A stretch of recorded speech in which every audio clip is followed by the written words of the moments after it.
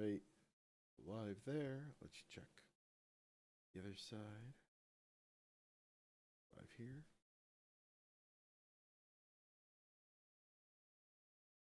I have. We're still behind the blue curtain, so the audience can hear this. But I mean, yes, my brother saw it at Cannes and said it was bad.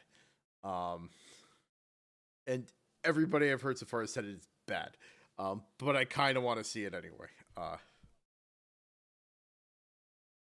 Yeah. This won't be in the final cut, but you know. Do. Hello, welcome to Derps Talk About Games. I'm your co-host Mango,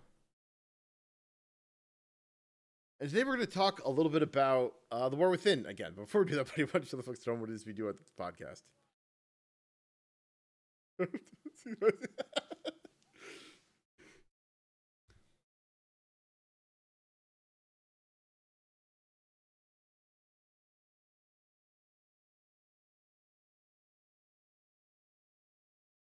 Yeah, I mean, and we did our first impressions episode like pre-season 1, and so we've got some stuff to talk about with like delves and mythic pluses. Yeah.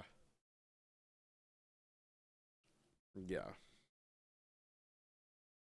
It's interesting you say that it's been the thing you've been mostly playing, whereas this week is apparently no one can hear you. Ooh. Well, thank you for letting me know that.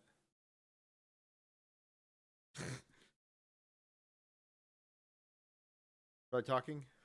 This is me talking. All you guys right. hear me yet? All right. Yes. Your signal's coming through on my end. I think you guys should. Let's go. Beautiful. Damn it. All right. That's confirmation that you're working.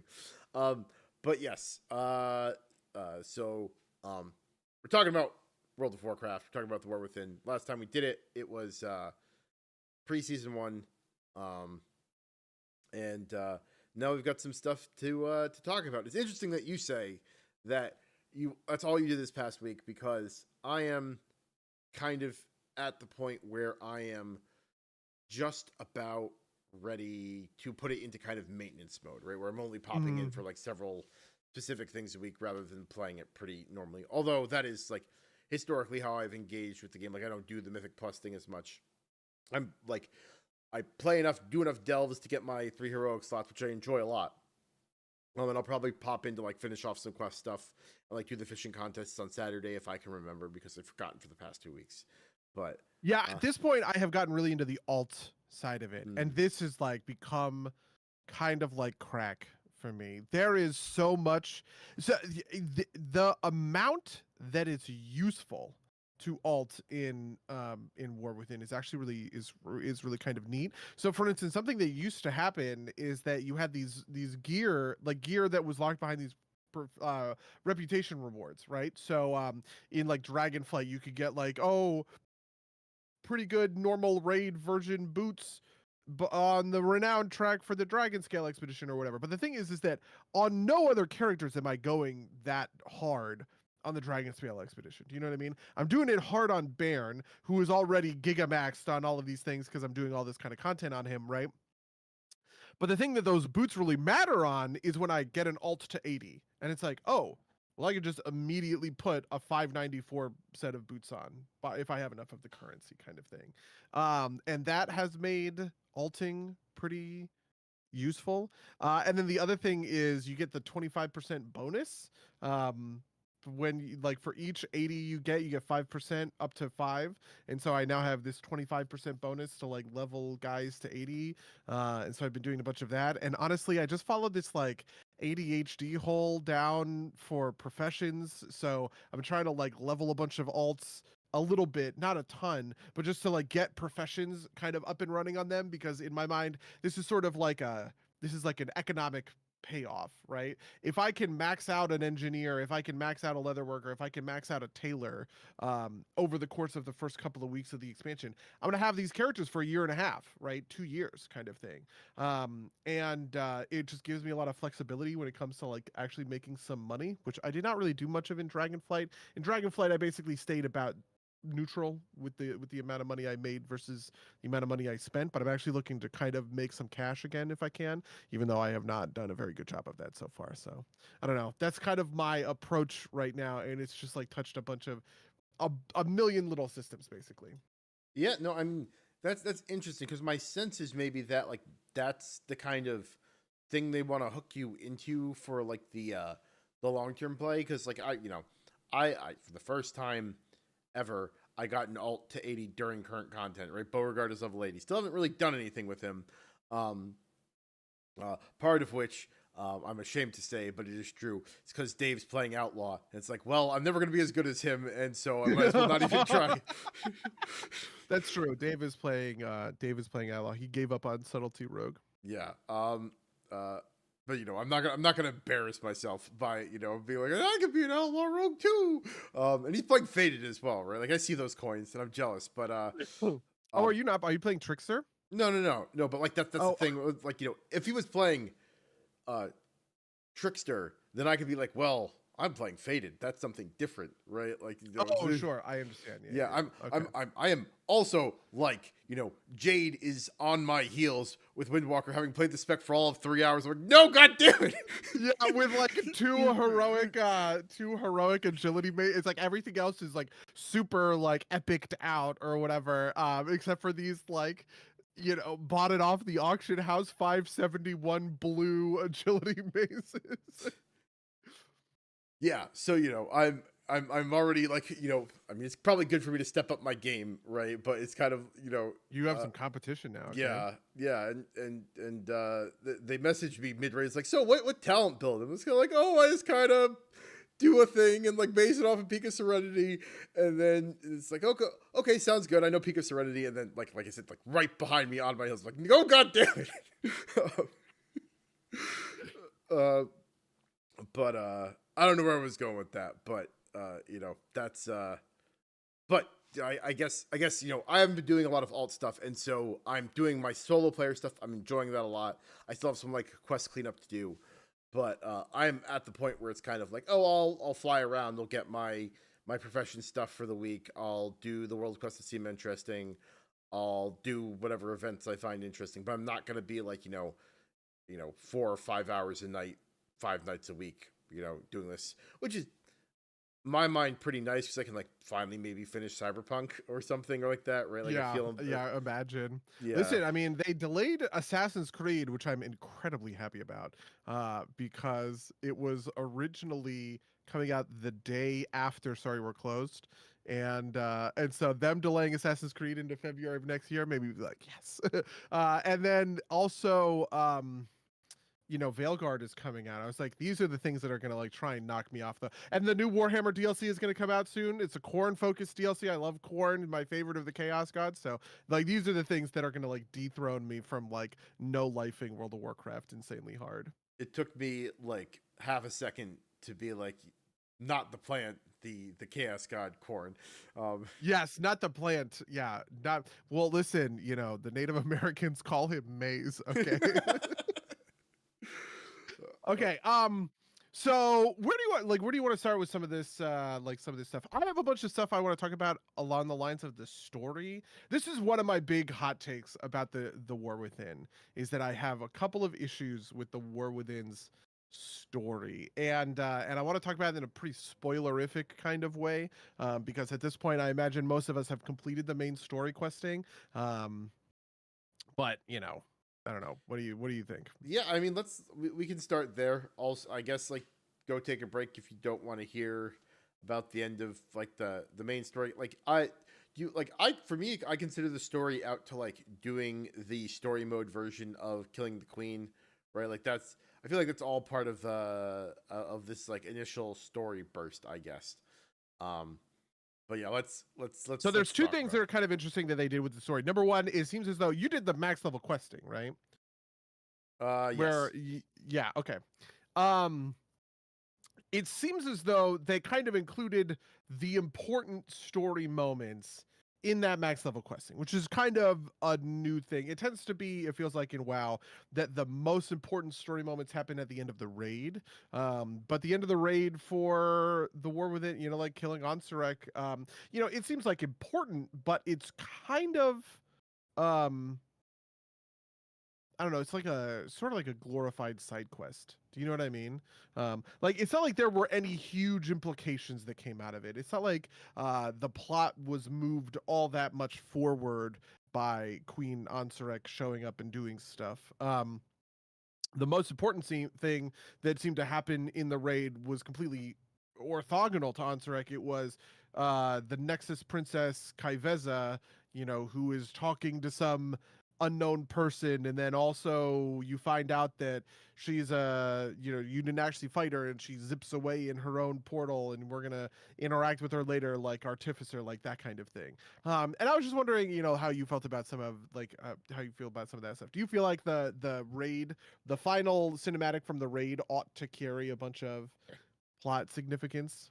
I mean, I think it does, but within like its own context, right? Like I feel like the end game story for like a lot of the world stuff is mostly focused around Khazajet. That's the name for it, right? The spiders, the Nerubian city, and that feels like where most of my weekly weight is going, right? Because like you're getting rep with the 3 different sub factions in that area, and they've got little story bits with them too.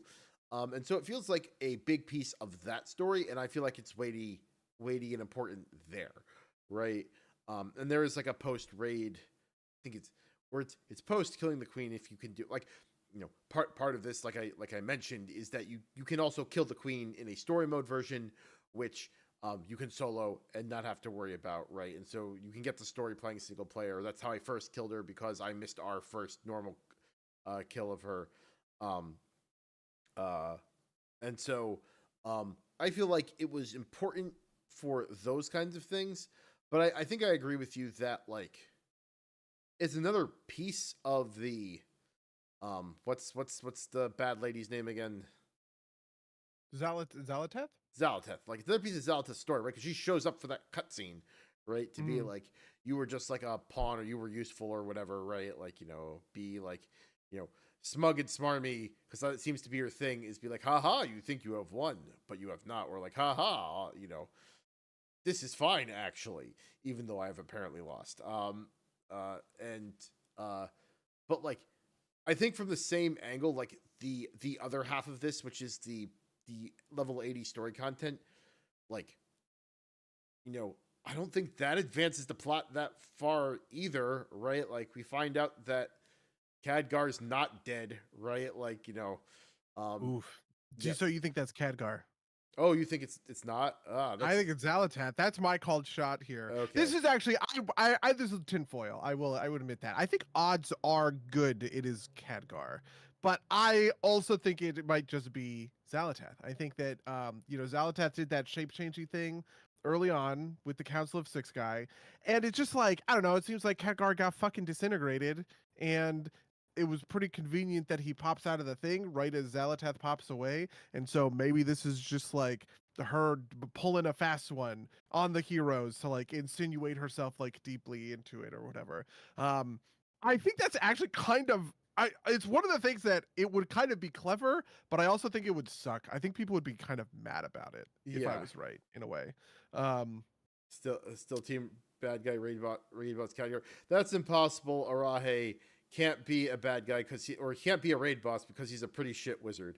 Like that 12-year-old meme, just like this entire expansion has been going, instantly falls over and gets annihilated. Khadgar is a pretty shit wizard, right? Like that. I also think that part of it is like the reason that Khadgar comes back and Khadgar gets brought back is that I imagine there's like a bunch of plot exposition that he's going to have to deliver about the nature of the Dark Heart and what it does, right? Something that people have noticed is that the Dark Heart has sort of sucked in 3 different power sources so far. It has sucked in Death from Galakrond in Dragonflight. It's sucked in Arcane from Dalaran in the opening to the War Within, and it has sucked in God, what was the third one? Oh, the Void from Beladar, right? And so the idea is that like maybe there's something to the dark heart about it's like pulling different sort of like pieces of sort of this primal power or something like that, and we're going to learn about the nature of that because Khadgar's going to say, well, I was inside of it for however long and this is what it's like and I'm going to deliver all this exposition. So Yeah, he's like the next thing for Azeroth to kind of speak through, right? Since yeah, Magni woke up. Magni, that one, yeah. Well, he didn't wake up. He turned normal, right? Like he can hug his friends again, I guess. Yeah, he can. Yeah, true. Yeah, I really hated, honestly, the end of that sort of cinematic, because I think this is maybe one of the weakest WoW cinematics I've maybe like ever seen.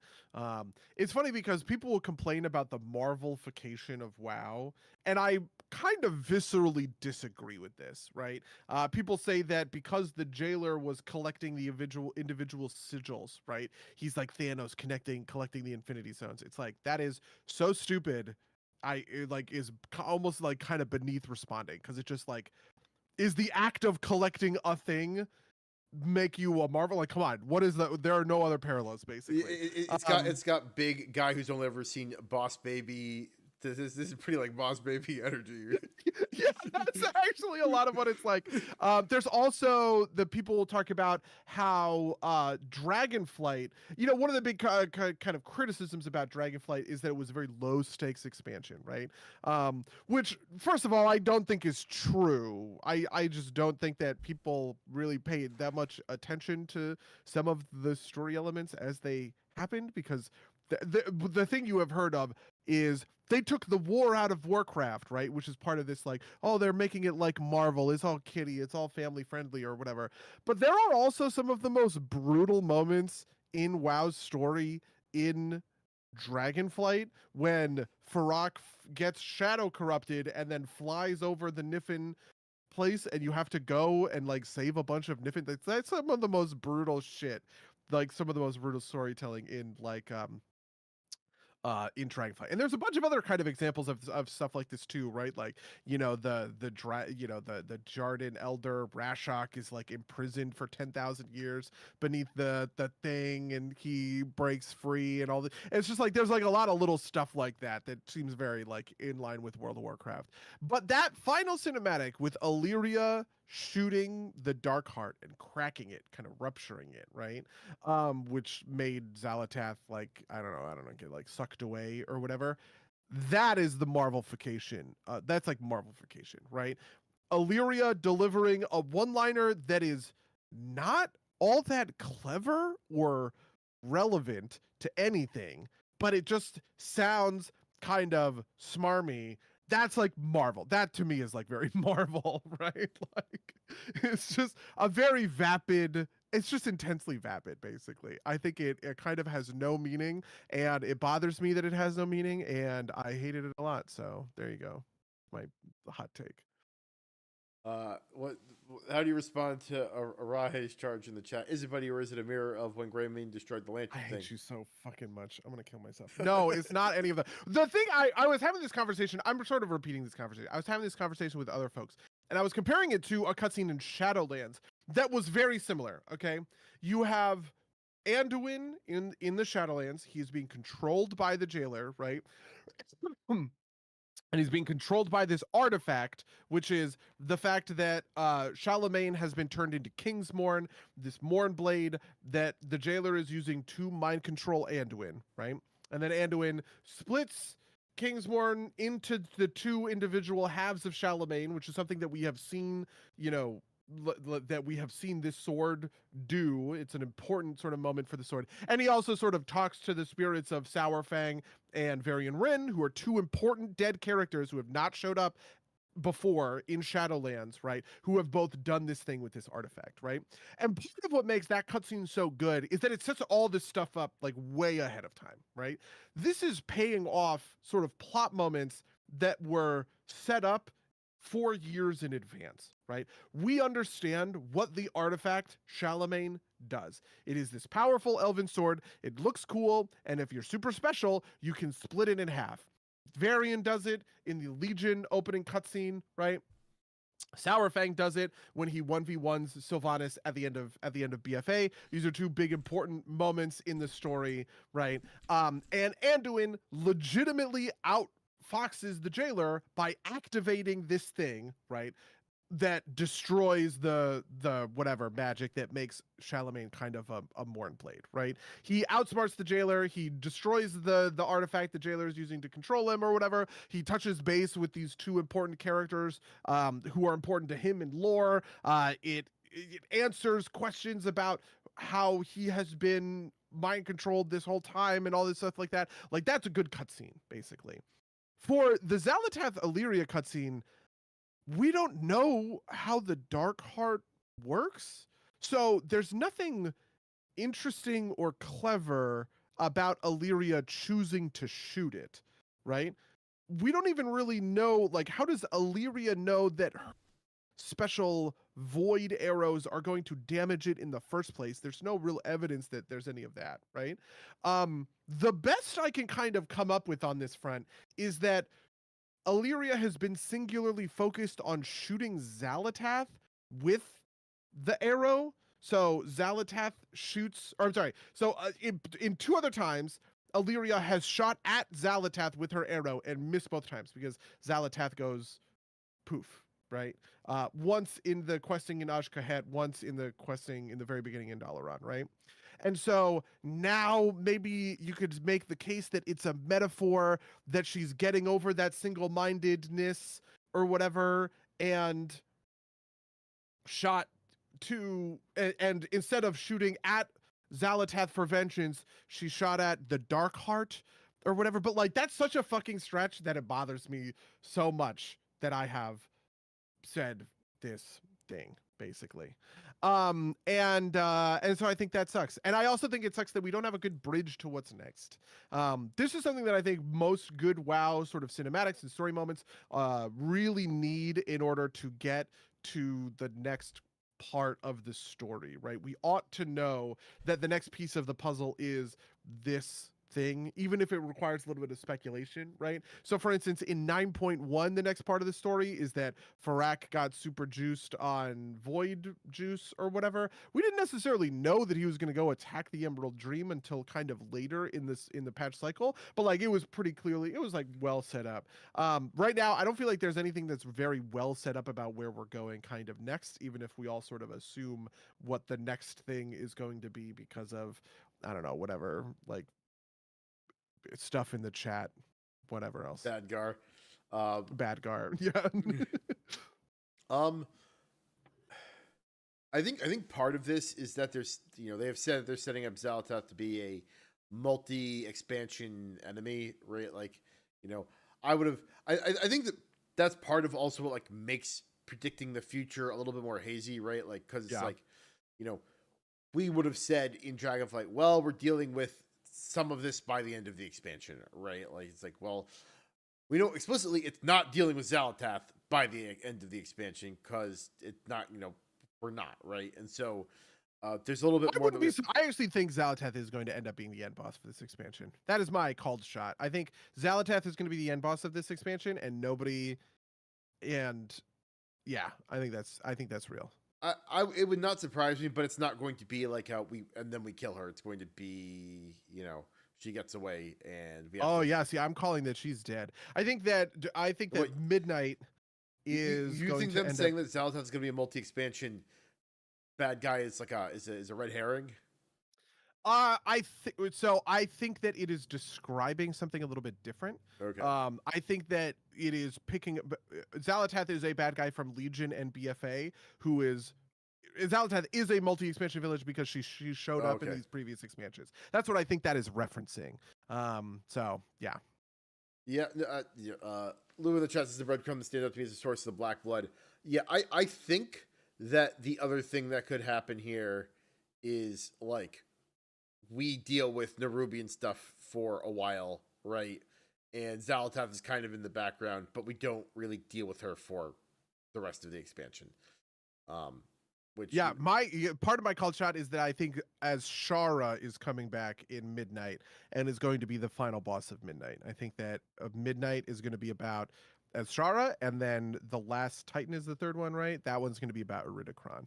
So I swear, Okay. if Hot Nagamami returns, Is that Ashara? What would happen to Ashara? That was Ashara. So if you remember in BFA, Ashara lured us down to the Eternal Palace so that we could use the Heart of Azeroth to unlock N'Zoth's prison, and then N'Zoth whisked, like slurped Azshara away into like void stuff, and then we found Azshara in Nyalotha, and she slipped away into a void portal. So okay. Yeah, because I know that oh, I because I only played the first raid of BFA, mm, mm. but I mean that seems to me like that Xal'atath is going to bring back Ashara or something. Like that seems like the obvious thing, Yeah, right? like I would see something. I think that is like I think that Xal'atath is going to do a handoff with the Dark Heart. I think the Dark Heart is going to last all the way through to the last Titan, but I think Xal'atath is going to hand off the Dark Heart to Azshara, and Azshara is going to carry it forward into midnight, and then it will eventually end up in Iridikron's hand and go into the last Titan.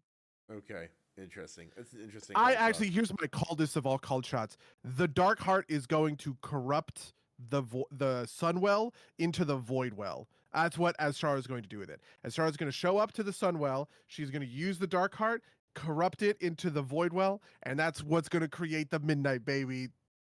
There you go. That's my like deeply called shot, I guess. I can see that. That makes sense. Yeah.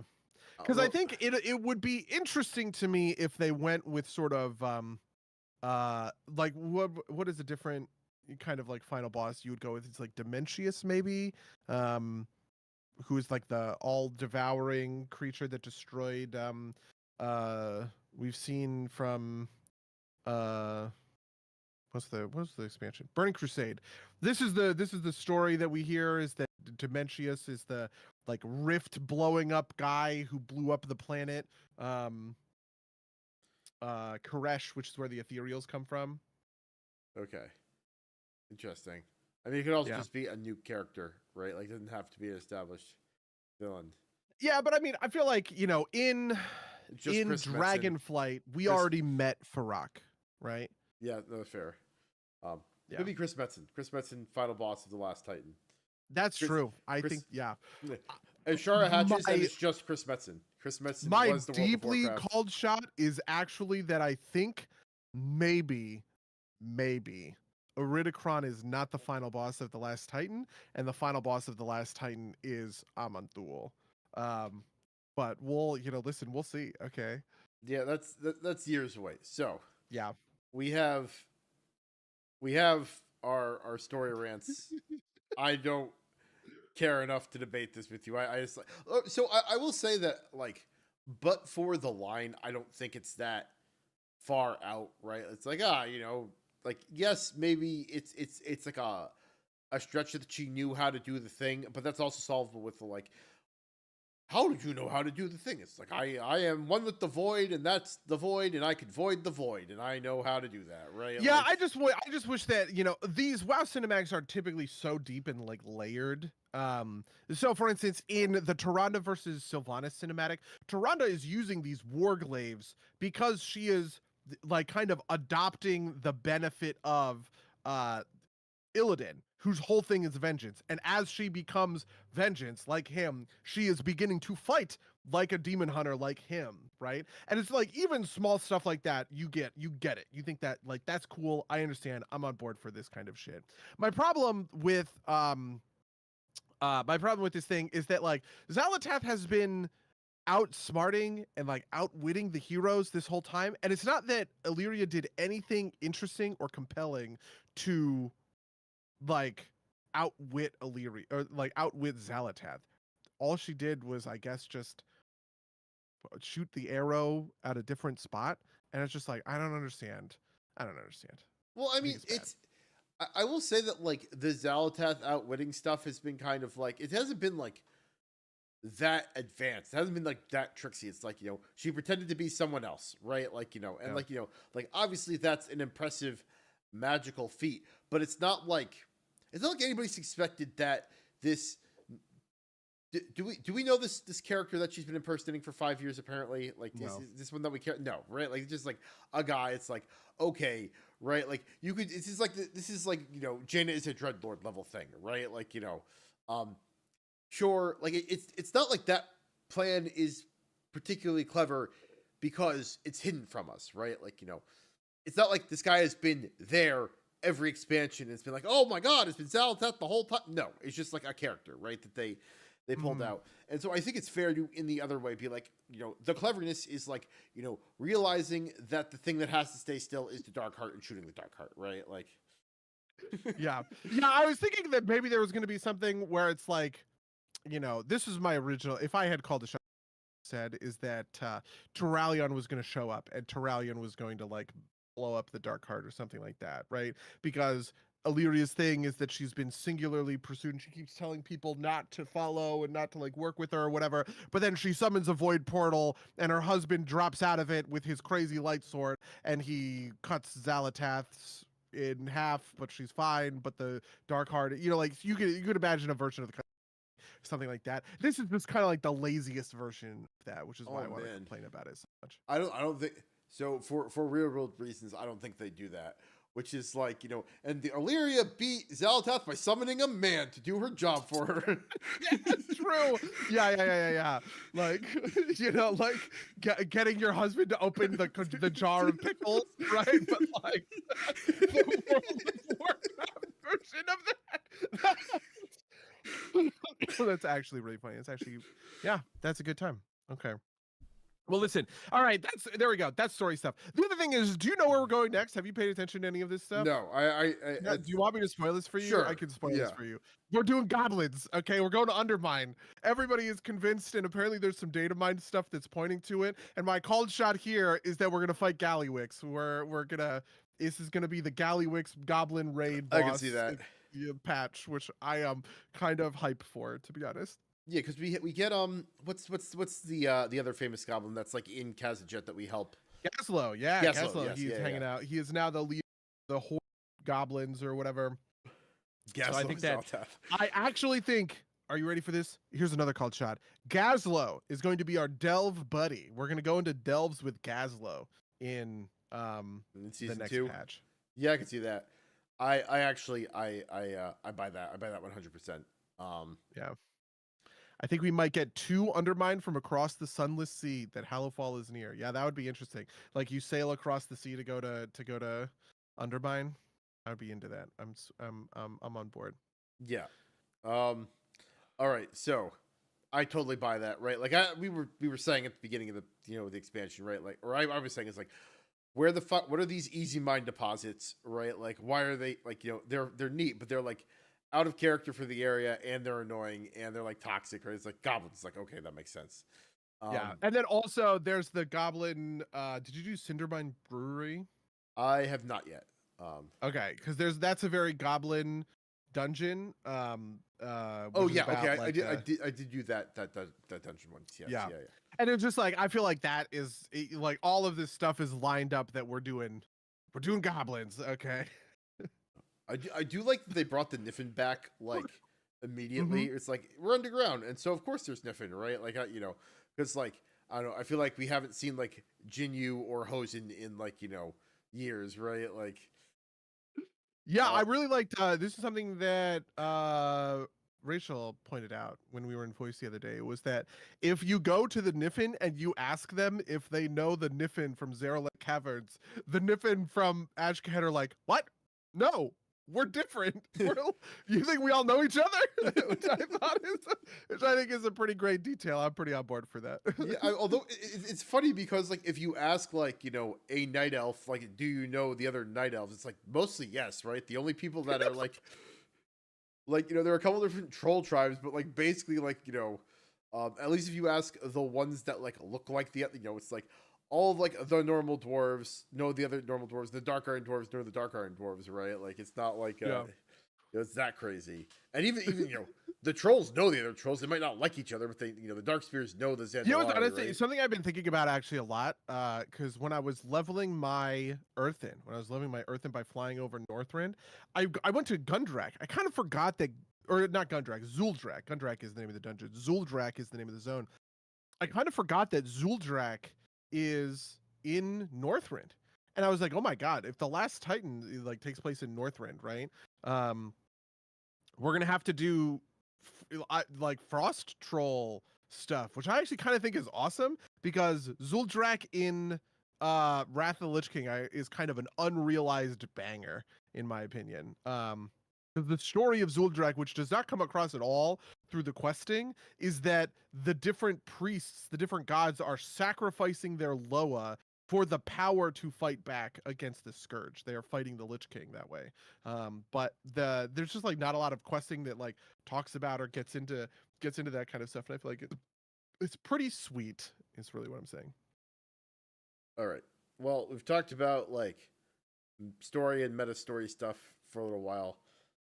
Do we want to talk about how we feel about Delves and Mythics, maybe? Yeah, let's talk about Delves and Mythics. They made some interesting changes that I did not quite realize until I've actually sort of stepped foot in them. We'll talk about Mythics for a while since I haven't really done any of that, and I'm not. Okay, so here's the thing: Mythics in Dragonflight, I think they think we're too powerful. The big thing that changed about Mythics coming into the War Within is that, first of all, the first 10 like levels of a mythic got kind of shaved off. Basically what happened in Dragonflight and also really in Shadowlands is that the only mythics that really mattered were in the teens, right? It was like 11 to 20, right?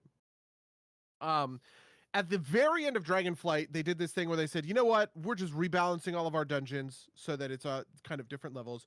Heroics are now Mythic Zeros. Mythic Zeros are now about the equivalent of a Mythic plus 10. And Mythic plus 1, 2, 3, 4, 5, 6, 7, 8, 9, 10. Those are like 11 to 20, basically, right? So doing Mythic 10 Keystones is like doing 20s in the old kind of like version of WoW. But the big thing that they changed is that they made itemization much stingier. You used to be able to farm mythic track gear in the end of dungeon chests from doing mythic plus it was like 7s and higher, 8s and higher, something like that. But you no longer can do that. You can only get mythic track gear out of the vault from completing mythic plus 10s, which basically means that the only the real way to get mythic gear is to mythic raid, right? If you are mythic raiding, you are getting the best kind of gear. You can't sort of short circuit it, which is what like me and all my friends were doing, right? Dave and Ellen, Lou and everybody, we were getting a bunch of mythic track gear by doing really high-end mythics without having to be a part of a raiding guild, right? So that's kind of like one thing. And then the other thing is that they dramatically changed the way that the affixes work. So in the old version of Mythics, you had Fortified and Tyrannical as kind of like a baseline affix, right? And then you had a couple of different ones that were rotating around. Now all of the ethics are sort of related to Xalatath, and there are a couple different ones and they're sort of like cycling. And all of the affixes are Kiss Curse affixes, which I particularly fucking hate, by the way. Which is if you do the affix right, you get a buff. If you do the affix wrong, the enemies get a buff, right? So the one that's this week is a bunch of little orbs will spawn all the way around like a group, and they'll start moving in towards where like they'll spawn around an NPC and they'll move in towards that NPC. And if you soak the orb, you and the party get a buff. If the mobs soak the orb, they get the buff, right? There was another one that's like there are these like orbs that spawn. They're like Razageth orbs. You just have to them and they blow up and go away. The Razageth orbs drop from the sky and there's 10 of them and they spawn periodically and you just have to be able to like, oh, I'm gonna use whatever. What's the roundhouse kick that sweeping kick, or it's tiger sweeping sweeping kick or something. Yeah, like tiger sweep, something like that. Leg sweep is what it's called. Yeah. It's like, yeah, you have a monk and you do leg sweep and you get all 10 of them, kind of thing, like that sort of thing. So those are sort of the big differences when it comes to mythics at the moment, which is interesting, I guess I would say. You like it? Do you dislike it? The gearing thing is really brutal. It's really brutal for like us in particular because we are like Mythic Plus kind of gamers. And for somebody who focuses on Mythic Plus, only having your Mythic slot come out of the vault is just real punishing compared to sort of what kind of what it looks like in other sort of spots. But at the same time, you know, Mythics are still kind of the most efficient gearing option because it's infinite. Something that I've been thinking quite a lot about with Mythics is the core problem with Mythics is you can do an infinite number of them. I can sit down today and grind out if I'm capable, right? If I have the gear for this, I can just sit down and I can grind out an entire season's worth of gear, right? By just completing dungeons and getting sort of like loot drops. And basically every other kind of content doesn't work that way. Every other kind of content is gated week by week, right? You can only kill one mythic boss a week. You can only kill you only get 4 bountiful delves a week, like that kind of thing. And so mythics are in this unique position where you know you get an infinite amount of gear from them because you can just keep looting. You can just keep running more mythics and just keep. The only thing you're limited by is time. You get more than 4 bountiful delves a week, don't you? Like you can. I think you get. I'm Like, sorry, keys. What are the keys called? oh. Don't you only get 4 keys where you can I mean, unlock you only the get coffer 4 at the end? keys from chests, but you can get shards.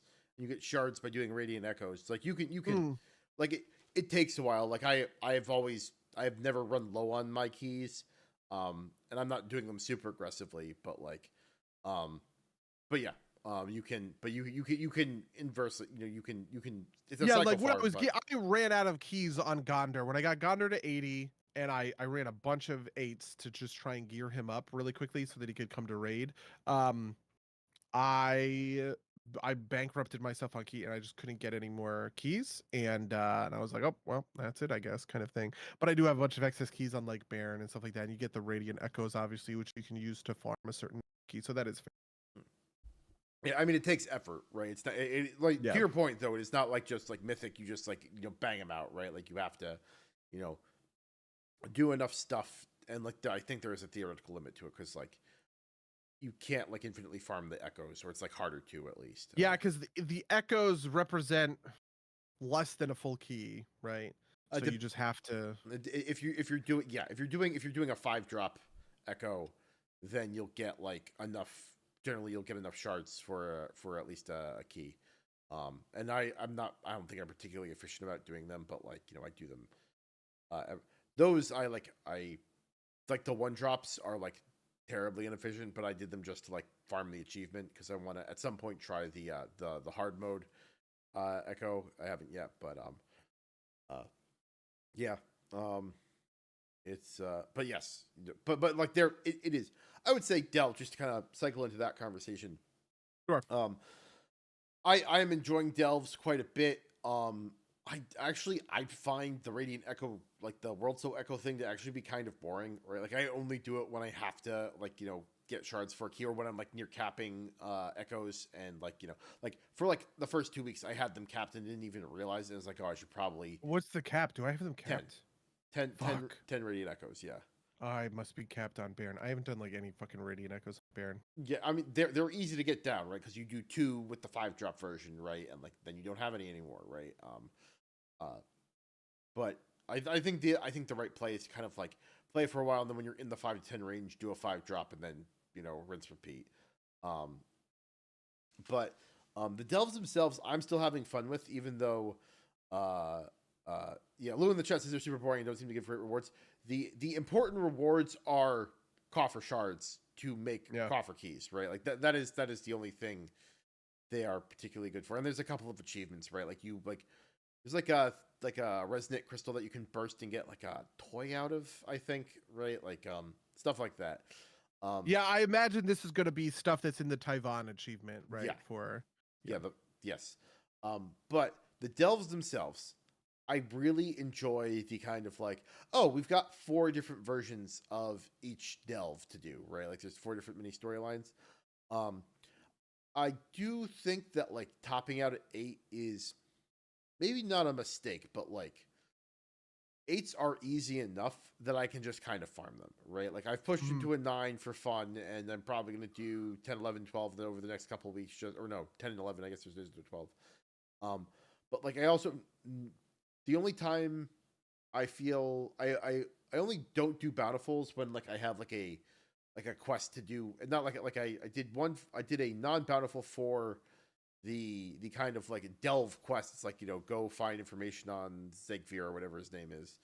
Um, uh, and uh, and I haven't done like you mentioned there's like a 13th delve or whatever, like a special delve for Yeah, when you actually fight Zekvir, that is a 13th delve. Okay. Where I think you have to complete maybe all of them at 10 or 11, or you just have to complete A10 or AN11 maybe, and that's it.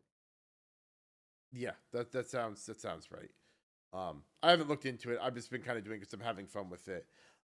In the chat, Syrian says I've got most of my solitary heroic gears for running eights. Yeah, no, like I run enough delves to like max out my heroic vaults, right? Like, you know, on because I have fun doing it too, right? But like it's also one of those things where similar to what you were saying, like, you know, this is the same thing as the mythics but a tier down, right? Like um you only get heroics out of the vault, and occasionally if you use a treasure map, the hidden ones. But like, you know, I am almost full up on normal level here, and so it's like I'm not getting a lot out of that. I'm getting, I guess, like vendor gold, but um Yeah, one of the interesting things about delves, I think, is that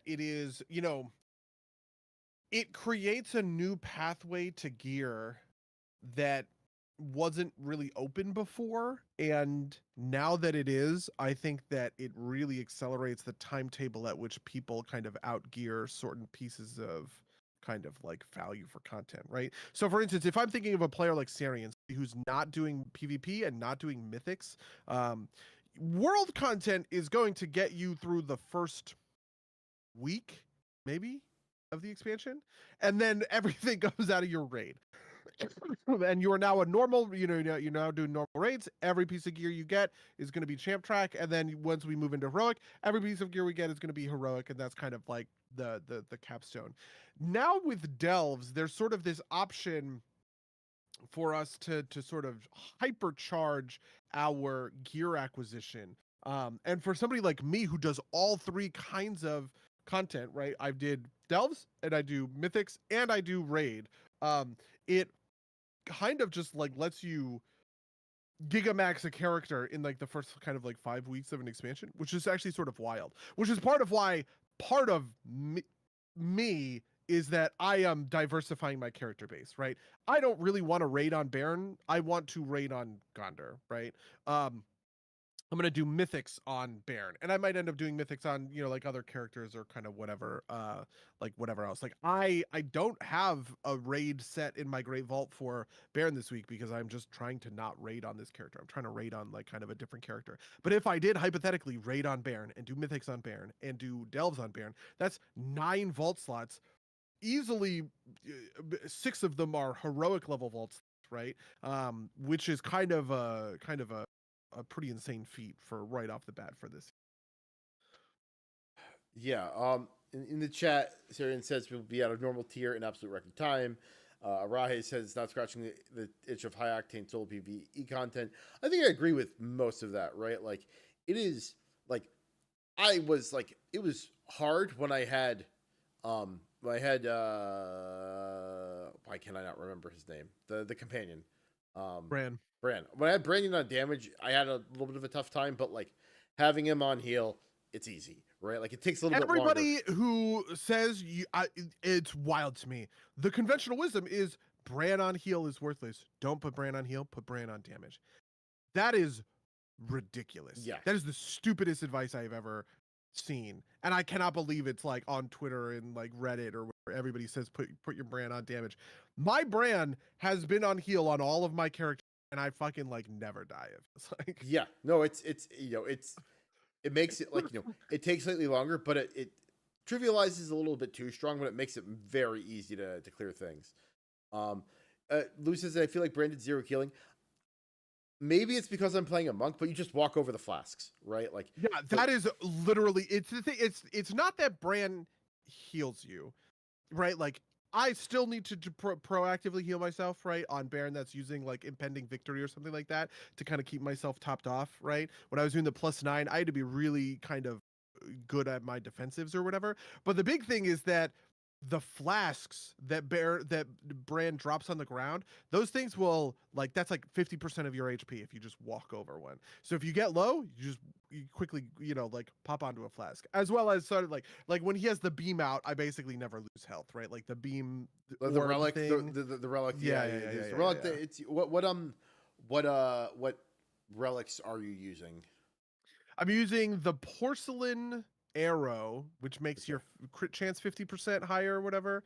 That one is insanely good. And then streamline, which is you move faster in the delve. You're like you have 50% out of combat or 40% out of combat move speed in the delve. And then also when you enter combat, you get a little lust. You get 20% haste for 8 seconds. Yeah. What Lou is confused in the chat. What level is your Brand? Maybe that's it, right? Like maybe like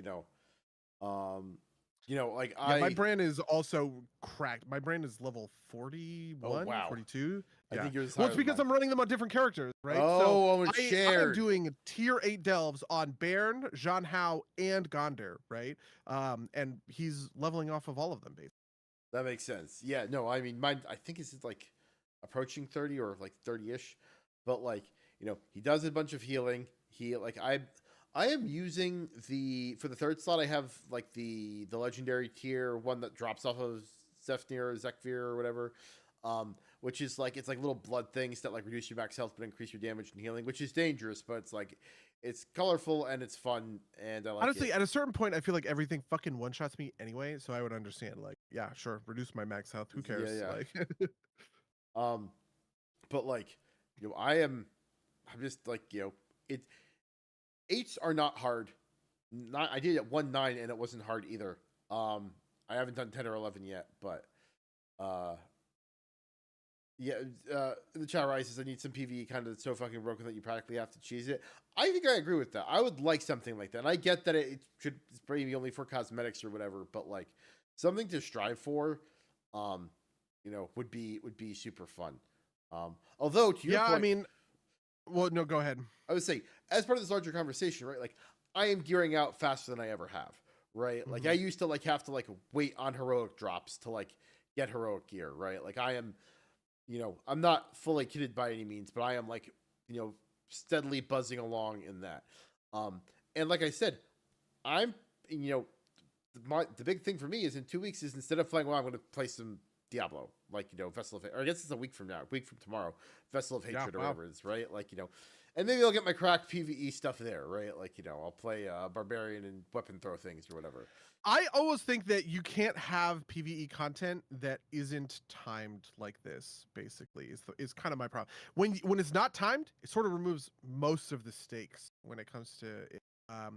Like there's deaths, and deaths sort of are an okay way to track this. But the thing I've been thinking a lot about is horrific visions. This is the bog standard of this should be horrific visions, right? The perfect version of this, for my purposes, was horrific visions. You could maybe say Torghast, right? Torghast, I would say, didn't get hard enough for me to really care that much. But like, the first versions of Torghast that were truly brutal hard would maybe be a good sort of like stand-in.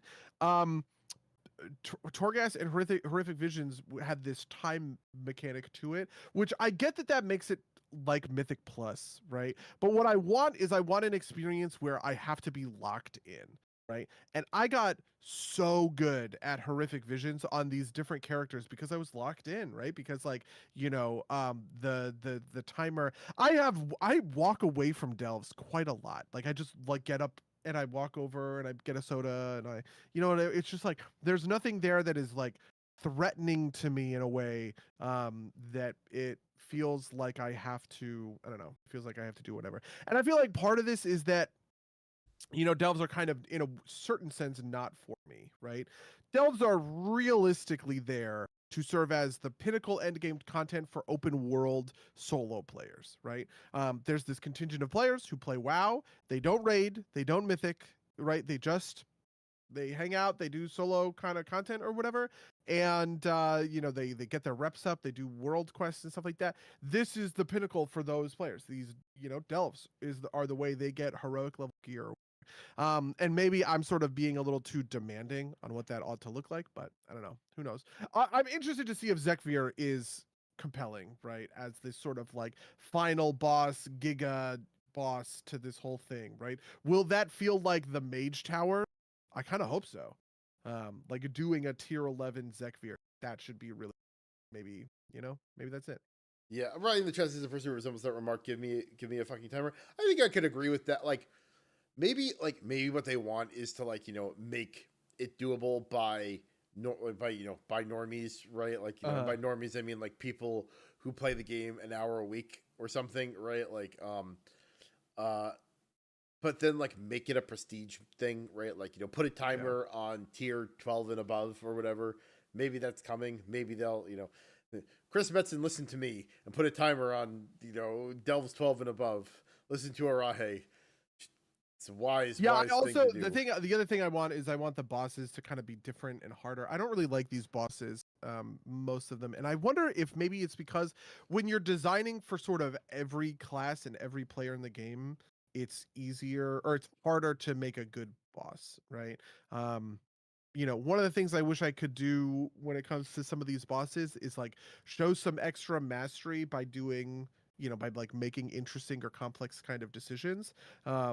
So for instance, maybe a good version of this, really the Mage Tower is kind of what I'm about, right? Like the Mage Tower required me to do some really clever, crazy stuff with my kit in order to beat it, right? So, using heroic leap in order to dodge a bunch of incoming damage, right? There's this whole thing about spell reflect in there where you can spell reflect certain stuff that the boss is doing to you, right? Which is like really useful. That's the kind of stuff that is in there and delves a little bit, but I just kind of hope it gets. Yeah, no, that makes sense. Yeah. I don't know. I don't know if there's more else to say, but like I said, I do like the variety. I like the kind of Yeah. little pieces to do with it. I like being able to have fun with it basically. I But do like that the objectives are sometimes different. yeah, Some of the objectives I think dumb and boring. But like when an objective is something like kill a certain percentage of these mobs and I can skip certain packs, I like that kind of thing. Or when an objective is like I don't even know. I don't know what a good example of this would be.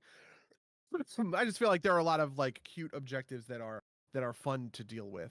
And there are some objectives that are like, nah, whatever. I kind of don't care. The yeah, spores would be an okay one, actually. The spores are tough and hard to deal with, but if you line them up, they do a bunch of damage, right? You can get the spores to blow up on the guys, like on mobs inside of the delve, and I think that kind of history is. I like Arahe's comment here. When I'm working towards mob percent, that's the best. Man addicted to man. M plus, yes, You know what? that's You can shut the fuck up, okay? Listen, I'm not pitching more more mythic plus mechanics, even if I am kind of pitching mechanics. Honestly, the thing that I think I want out of delves is I would want like a checkpointing kind of system where like thinking something like Crazy Taxi, right? Where every mob you kill adds 30 seconds to your timer or something like that, right?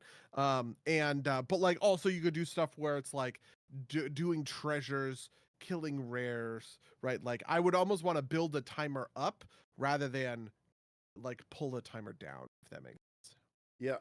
I think there are also a couple of weird little misses with some of I think it's almost never worth it to go for the haunted treasure box because there's a couple of the improvements that are it's not the one that's gained 100% health until you drop below 2050 or whatever. It's that's worthless, right? I will drop below that soon, and it's not worth fighting the enemy for it. I'm just gonna wait. Although Yeah, I skip a lot right now in delves. It is more valuable for me to finish the delve 5 minutes sooner than to full clear the rares and the treasures. I don't do the mislaid curios anymore unless I'm doing a bountiful. And it gives me like brand experience, and even then I kind of don't super care. It's like I it's not this is necessary not the anymore. kind of player I want to be. I like being a full clearing kind of player. When I played Torghast, when I played Horrific Visions, I was a clearing kind of player,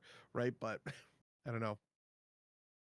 Yeah, no, Delves just don't feel like rewarding on that level. some of them are fun, but like they're ones I will take strategically, right? Like I will pick, um, I will do the Shredder and the Reno because their buffs are good, right? And they're good enough to like go and pick up. But I Yeah. will not go out of like I don't sweat miss like early on I was like hunting for mislaid curios, right? Like I will if I see them I will get them, but I will not go out of my way for them. Um, and then like I think the treasure chests are fun, like the one the once ever That you have to chests. think about. Yeah. Yeah. Um, but I'm not like I too am not like full clearing everything anymore. Yeah, I'm like deep skipping like the fishing nodes too, right? Like it's not worth my time to stop to fish. Yeah. Yeah. I also have done quite a lot of delves when it comes to pet stuff. I'd be interested. I haven't, I have warrior obviously, which is a class that I'm like really proficient in, but for shaman, warlock, and hunter are the other three that I've done delves on. For those three, right, like having a pet is kind of insane. On my hunter, which to be fair, I'm doing very delves, he's just leveling. On my hunter, I just walk in, I misdirect to Tarhide, and then I barrage just the whole dungeon. And I just put them all onto Tarhide and AoE them down because it's just like, why the fuck not? There's like no danger here to any of this. And I imagine in an 8 that would be much harder. With Gondor, I'm doing something similar. You walk in with a just having a void is insane. And for Shaman, it's how I was cheesing these delves because I was item level 450 or something like that, or like 540 or something. It was very low, but I was able to clear tier 8 delves because the Earth Elemental is such a powerful defensive cooldown, essentially. You can summon this elemental with like effectively infinite health, and with Bran on healer mode, when you run over a flask, heals your elemental, and it's just like, this is insane. Interesting. Ah. Uh sounds like you need like, I should get a pet warrior to run with Beauregard or something, right? Like but yeah, no, that makes sense. Yeah. That feels like it's a little bit broken, but I don't know. Maybe it's just like the nature of the yeah, nature of the beast. the design of the system. Yeah. Yeah. Well, do we want before we go to our weeks, do you want to talk a little bit about how you're feeling about profession stuff, doing a ton of profession stuff? Oh yeah, so I'm also this is my other new thing is I'm doing a ton of professions. I quite like the Sarian's gonna hate me for this. I quite like the changes that they've made to professions. I think patron work orders are really great. I'm a huge fan of them. I think there's a lot of people who I feel like want to full clear their patron work orders, which is sort of a mistake. In kind of like framing maybe like it's funny to me that I log in and the orders I'm most excited to do are the shitty ones, right? Where it's like, oh my god, I can do dredgers for 2 blacksmithing points. Like that's awesome, right? Dredgers being like a very low level kind of or something like that. It feels like maybe I should feel better about being able to do kind of these high end items. Kind of can't. I was wondering about the other piece of this is that they slowed down the acquisition of Artisan's Acuity. Artisan's Insight, I think is what it was called, last expansion, um, came very quickly. And you still had to wait a couple of weeks in order to max everything out. But like you just got this bulk thing of 100 right off the bat, right? And you got a bunch of it kind of like for free or whatever. And we're still in that position of there is so much stuff that requires Artisan's Acuity. But you don't really have it. But the complicated thing is that Artisan's Acuity used to be what concentration is. So in Dragonflight, you would use that in order to make the inspired things. You could put it in to increase your skill by 50 or something like that, which was like a pretty important way to sort of guarantee skill ups on some of these items. But they got rid of inspiration. They got rid of the randomness. You make it at the level that you make it. And so now it feels like they tamped down on the acquisition of Artisan's Acuity to make up for that, essentially. Which is interesting, neat, maybe. I don't know. I don't know. I don't know how I feel about it. Yeah, I mean, I like concentration quite a lot. I like concentration, but it's basically stretching out my like tool building for like a couple of weeks, right? Like I the thing I've been working on for the past like week and a half was like my I have a 5-star Samaflange now, which the annoying thing was, having to burn concentration to get higher level parts, and then have to like wait 24 hours to get enough concentration to roll the Yeah, I'm doing that Samaflange. for Bairn right now, where I am waiting on my concentration Thorgreer to make the blacksmithing toolbox for Bairn at 5 stars, right? And that was because I had to use some of it in order to think parts or whatever. The funny thing about professions is that the more I do them, the more it feels like I should really just alter the shit out of it, right? Um, I kind of secretly feel like the correct way for me to do professions would be to make an alt army that I spend those first like 60 points you get into one hyper specific node, right? You just go all the way down this thing, right? And that is like the best way that I ought to play professions, I guess. But like that is kind of ridiculous and stupid also at the same time. I'm mad because I can't just have a blue fishing pole because there's no way I can justify crafting this and that before I get a whole bunch of other items. Well, let me tell you, Sarian, who has a blue fishing pole. um, but yeah, no, but that's fair, right? Like it's like I think to that specific point, I think maybe they could ease up on the dust requirements for the secondary profession instruments, right? Like I don't think you need like because also at some point I have to go like get a tailor to make me a fishing line or something, um, which okay, right? Like, but Yeah, like I understand that this is supposed to be a process. This is sort of like if I were sitting down with a WoW game designer, this would tell me, say, you're not supposed to max out all of your profession stuff. You're supposed to. It's supposed to take you some time in order to get there, and you have to kind of farm it over a course of a number of weeks. And that's fair enough. I kind of guess, but in my opinion, there's a lot of stuff right now that feels gated behind it that I probably not have gated behind it. Which is to say that, like, for instance, I found. Did you find the books in the Umbral Bazaar? books in the which books in the Emerald? So if you go to the Umbral Bazaar, you go to Profession Trainers. There are books where they will sell you 10 knowledge points for Kesh, Oh, and okay, interesting. I don't know if I found those ones. Yeah. yeah, I found it the other day, and I was so excited. I was like, "This is awesome." That feels good. The fact that I have to spend Artisan's Acuity on these other books feels kind of bad to me. I feel like I ought to be spending Resonance Crystals or maybe the Radiant Remnants, right? In Hallowfall or whatever. I liked that I was spending Kej on it. Like that part made sense to me. That part worked for me, right? But when I'm spending Artisan's Acuity for stuff, that's when it feels like not great. So the ones in Dornagal I think are not great, but I think the rank up ones are just to keep you acuity neutral, because like you spend 50 on them, and then you pop the books and you get 50 back from the 10 points So it's 200, 300, and then 400? for the Dornagal ones. But like there are no, like um it's Oh, two, I see what you're it's saying. The two, rep vendors. yeah, Right? yes, Yeah, yeah, those ones I agree. Yeah. yeah. Hmm. Um, but yeah, no, I bought the first one of those thinking it's Artisan Security. I was at the end of the last expansion with 4 stacks of 1,000. This will be great. And then I go to like make a mining satchel. Like what the fuck?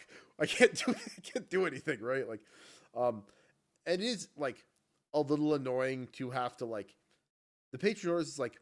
Do I want to spend like 2 null stones to get 10 artisan securities? Like I am kind of that hard up for artisan security, right? Like, um,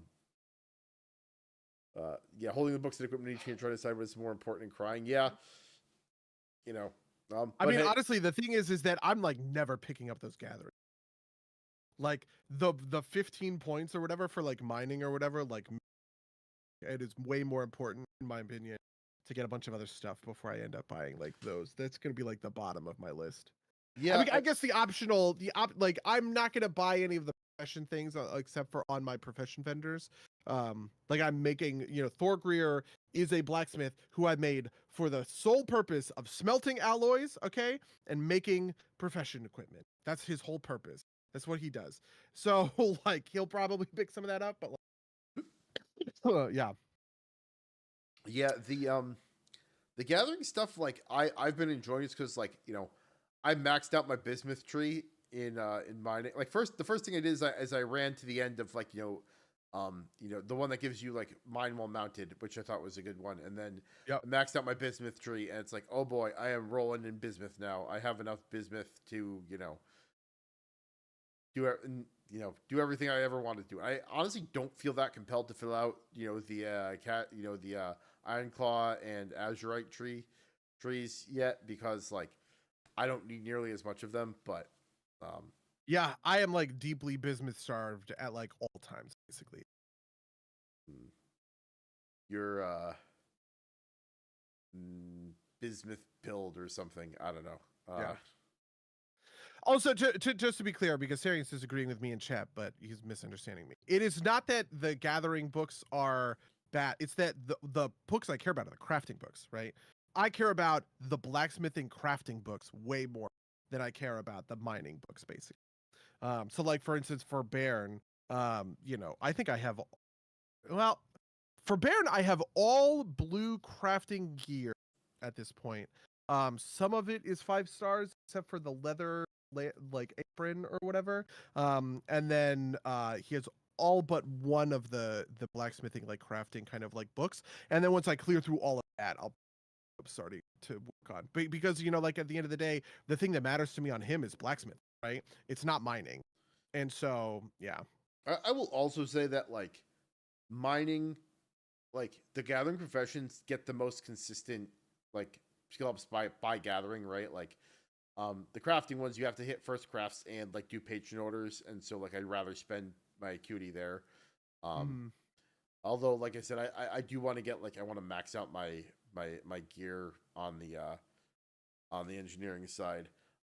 Yeah, I mean the tough thing is that what people think you should do, it's called the profession shuffle, which is the way that most people have been farming acuity is they drop a profession, they pick up a dummy profession, do a bunch of stuff to get a bunch of acuity really fast, and then move on to another dummy profession and just farm a bunch of acuity, and then you take all that acuity and you point it towards your main professions, which is very like War finds a crack, but I hate that so much. Like, yeah, me too. I'm never doing that on any of my characters. Super like I understand that I understand that that's the optimal way to do it, but like kill me, do something stupid. Yeah, I mean, but you are kind of doing like, by doing, like, you when you told me you had 3 blacksmiths, I was like, I'm never fucking doing that, right? Like, That's fair. I do have 3. I mean, I did that in Dragonflight as well. I also had 3 blacksmiths. But it's because the acquisition of knowledge points was just like so sort of slow. Like Baron is going to max out the armor tree like next year because there's just so many stuff to do. It's each individual armor piece, right? And it's about going all the way down, all the way down, all the way down the tree. And maybe the acquisition is going to be better because of patron orders having the thing. You had a very set amount of stuff you could get with blacksmith. That is not true now, but I don't know. Who knows? yeah, no, I feel you, and similarly, it's like I'm maxing out professional equipment on Billabong first, and then I'm gonna go for helmets, and then for bracers, but it's like it feels like it's taking a while to get there. Like, Yeah. I started out going down like one of, like, kind of like the resourcey paths, and I was like, wait, no, this is a bad idea. I should, like, get my profession stuff and then eventually get down to, like, the cog wheels and like the shuffle true trash to make the expansion engineering mount. Yeah, I feel like I'm filling out knowledge trees way faster because of patron order points. Yeah, I think Yeah, that my expectation would be that patron orders maybe like double the amount. Because like what was it before in the previous expansion in Dragonflight, you had 6 points each week that were guaranteed from sort of like quests. You had 2 points that came out of treasures for a total of 8. And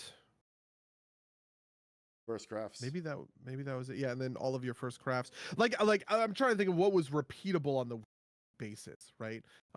It was and then there was 2 more. So there's 10. There were 10 points each week that you could get because you had 2 quests each week for 6 points. And then 2 things that dropped out of treasures, 2 things that dropped off of mobs, which was another thing, is that you could farm like special profession items that came out of special mobs. I definitely think I'm getting more than 10 knowledge points a week out of crafting orders and Yeah. there's that weekly quest. There's still the treasures one, all that. And there's also like crystallized knowledge, right? Like that you got in Dragonflight. Yeah. Um, Yeah, the other thing that they did in War Within that I like quite a lot is they made ketchup much better. So one of the things I realized is that when you max out a gathering tree, you have a chance to get catch-up knowledge. So for instance, in skinning, I was getting these like razor talons or whatever, and then you get blue, blue, blue, blue, purple, right? Which is how that worked for the gathering. But then I started getting these other blue ones, and I realized that that's what it was. It was a catch-up mechanic because I hadn't done skinning every week since the beginning of the expansion. I had a certain amount of knowledge that like somebody who had been doing skinning every week could do, basically. And I was just like getting those points slowly as I was sort of catching up, which I thought was pretty neat. yeah, no, that's definitely fair. I'm tempted to go do PvP so I can get enough honor to get the honor recipes. I know the honor recipes are all over my like the public orders and everything. Like there's all They're these all like my plate patron orders. Algari. Yeah. Um, Interesting. Okay. I have a little bit of my patron orders, but not like a ton. yeah, I mean, I consistently have two that I just don't have access to yet. And I play on war mode, right? But that doesn't generate me enough honor to buy them anytime soon. Yeah. Oh, you can buy them with gold on the AH? Thank you for letting me know, Sarian. That's a good to know. Does that mean that you can sell them for gold? Like I could farm honor and then put it up for gold on the AH? Interesting. Thank you for this life hack, Sarian. Yeah. But do you have anything else you want to talk about without the War Within? Oh, okay, we did it. We covered it.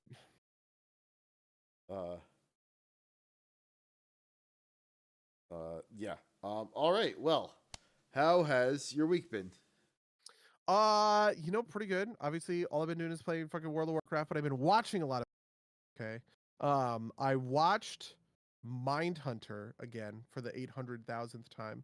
That show is super good, and I'm like deeply I'm like deeply into it or whatever. But I've mostly just kind of been watching stuff and gathering in like WoW and stuff like that. It's like a very straightforward, low key. So I actually want to hear about your week. Tell me about, I don't know, fucking Clone Wars. Are we doing more Clone Wars stuff? No, Are we doing more Soprano stuff? More Soprano stuff. So, in the chat, Sarian says this is America, and I could not believe that I forgot to tell. The end of the first episode of the 6th season is Tony getting shot by June, right? By Junior. Yes. Yeah. Right. And so like the next 3 episodes are like the next episode's like fallout from that, right? Like it's Tony in like a dream world, like Tony being like a traveling salesman in like, well, I guess it's supposed to kind of be, oh no, it's like somewhere in California, right? Like he's like an arms dealer, or not an arms dealer, but like a defense contractor that gets like, he like picks up somebody else's briefcase and he can't get home. And some of the things that I thought that were very cool about that were like, it's Tony, but he's like dropped the Jersey accent, right? So he's like, he sounds like a different person, right? Like he sounds like this alternate version of himself. I thought that was cool, but also like, kind of like some of the more experimental episodes are like getting to me. Like they're like weird. This weird like like shadowing effect is not right. Like they have this effect they consistently use where it's like maybe not quite slow-mo, but it's kind of like a 90s music video level of like like shutter effect or something like that, or like you know what I mean? That I don't think it's great. But what else? Yeah, like Vito. Oh, this is the Vito in New Hampshire arc, which is like wild because like I'm sitting here in New Hampshire, right? And like, his gay fireman lover is like, just ride a motorcycle down the Daniel Webster Highway. And like Carol and I are sitting there screaming because we were just, drove down the Daniel Webster Highway to Costco the other week, right? Like, and it's funny because like it's very it's like a very stereotypical kind of like no, there's some parts of it that ring true, some parts of it that feels like maybe it's supposed to be more like Vermont, but like the thing makes sense. But like the thing that really resonated with me is like Vito has this like new idyllic life, and the moment he has to do any hard work, he gives up immediately, just like Tony B. Right? It's like fuck this, I'm going back. Right? Like he hasn't he's driven back to Jersey, but he hasn't interacted with anybody there yet. So I don't know how that turns out, but like part of that too is like this whole plot line about how the gangsters are like very troubled that he's a Fanuc, right? Which is a word I have heard before, right? Like that is a real slang term that North Jersey Italians use. And I can't tell if it's just kind of like, American society has, acceptance is, accelerated pretty fast over the past 20 years. Like how much of it is supposed to be them being backwards and how much of it just kind of like it was actually an active discussion at the time. And I can't tell because I'm having trouble like projecting myself backwards that far. Yeah, I mean, this was going to be like 2005, 2006, yeah. right? Like gay marriage was this huge deal. It was an active issue. Yeah. Where like now, it's not that it's settled, but it's mostly kind of settled. I mean, I think it is effective. It is effectively like in terms of the cultural consciousness. Yeah. We have all accepted, right? Yeah. Vito in New Hampshire. I'm surprised that was so late. Honestly, I have such a bad sense for The Sopranos. I kind of secretly think I feel like this is my thinking about the Little Carmine stuff. I think I might be mixing some Little Carmine stuff from season 6 in there. And I'm sorry for like mildly spoiling that Little Carmine is in season 6 or whatever. But it's like the more we talk about it, they had the episode with like that was clearly just like a celebrity cameo episode where like Chris Moltisanti tries to get Ben Kingsley to star in his Saw Meets the Godfather. Oh my movie. God, yes, Cleaver, yes. Oh my God, that movie is so funny. That whole like arc is so but yeah, that's How do you feel about Chris? We haven't talked about Chris of all the main sort of characters. He was always kind of a piece of shit. And like, but he's still like a protagonist. It's funny because like he has this habit of being right for the wrong reasons, right? Like I can't remember exactly what it was recently in one of the episodes, but he like said something that was so profoundly stupid, but he came to the right conclusion because it was like, I guess that's the breaks, right? Like, maybe something about Vito or something, right? Like, but it's just like, especially after he gets Abe killed, right? Like that's like the kind of last straw, right? Like that, and then like now he started doing like I do think it's funny that like he's very into this AA thing for approximately a season, but like everybody he interacts with in AA he's still just like a shithead to them, right? Like his sponsor is like a guy who forges documents, and then like the guy he's the sponsor for, he ends up like putting in debt and like beating up all the forcing to write the script for his stupid movie. I think that's very funny. And then like it all he has started using again as of this point in the episode, right? Like I don't know. My favorite character is probably still Hugh. Because at this point he's gotten fed up with Carmela. He's like, "Fuck you," and he like steals her building supplies and leaves. Yeah. God. Oh man, everything has just gotten so like petty and terrible, right? Like AJ's a shithead. Although like the moment where he tries to stab Junior like was like pretty heart wrenching, right? Like, but like it's just he's so fucking stupid. Yeah, AJ is such a piece of shit. Yeah, it's like it is just it's like every time someone tries to like get him to take account, maybe this is something that's supposed to be like a parallel, right? Like Tony doesn't has trouble taking accountability for things, right? Like every time somebody tries to get AJ to take accountability for something, he's like, "Well, you don't care about the environment." It's like, "Fuck you, AJ, shut up!" Like, yeah, that's true. That's real. I don't know. I have a very hate relationship with AJ. AJ episodes are excruciating and the hardest ones for me to pay attention to and watch. Like there's that episode where he's dating the girl who's way richer than him or whatever, and he feels it makes him feel inferior and kind of impotent or whatever. I hate AJ. I just hate AJ so much. He is the poster child for just this entitled brat kind of person that makes me want to beat the shit out of him. yeah, yeah, absolutely. I do like how over the course of, I guess it's season 5 and part of season 6, his target college keeps getting lower and lower, and then I don't know. Although it was he has kind of an arc when Tony's in the hospital, right? Like he eventually gets over himself and figures out how to sit with Tony and talk to him, right? Yeah. And then he has this moment with Carmela, and then he tells Carmela that he flunked out of college, and she's like, "And while your father's in a coma," it's like, oh God, right? Like you, clearly she's at the end of her wits, and so I guess I kind of get it, but it's a mess. I guess that's the point, right? Like everything's a mess, and it's not getting better. Oh, you know who's another character we haven't talked about is Artie Bucco. I love Artie. I like Artie. Artie gets. What I hope is that Ryan says, "I want you to know this is a wild way to experience The Sopranos." Mango impersonating Carmela Soprano. But I do like that Artie, as of now, it seems like he's getting a kind of a happy come around, right?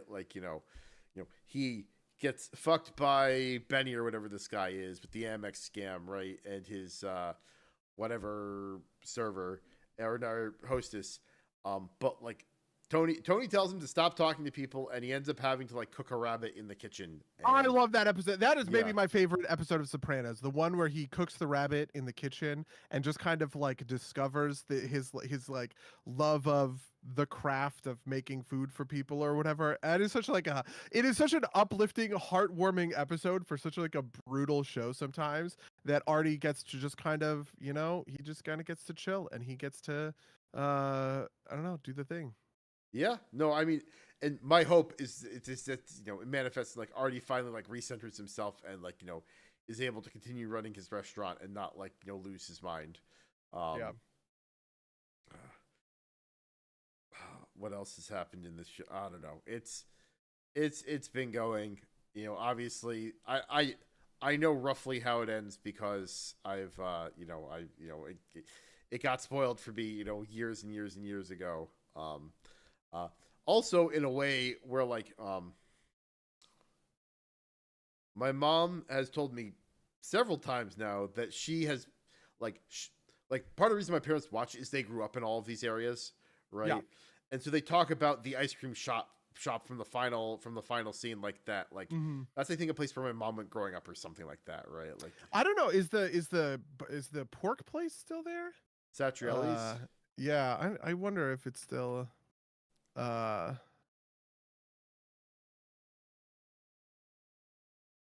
is it actually in I don't know, I've but the there's not a ton, but there's some places that I recognize from the backdrops, right? But like I said, my parents watched it because it was places they grew up, places they recognized. My dad grew up partly in Newark, right? His parents were my grandparents were all born stateside, but their parents came over on the boat, and some of their older cousins were already born and came over on the boat to America. And I said, took a liner. they took a liner. Yeah. Oh yeah. A liner. But I could, I said, there's a lot that happens in in the show that reminds me of my own childhood. And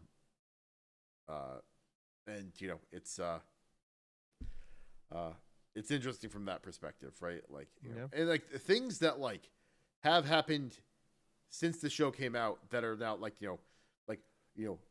if I watched it at the time would have been prescient, right? Like like tragically my grandfather started to lose his memory, and from an accident, right? Like it kind of set it off, and he kind of looked like Junior, right? Like grandfather never shot anybody, but like he got to the point where Junior was, and depressing in some ways.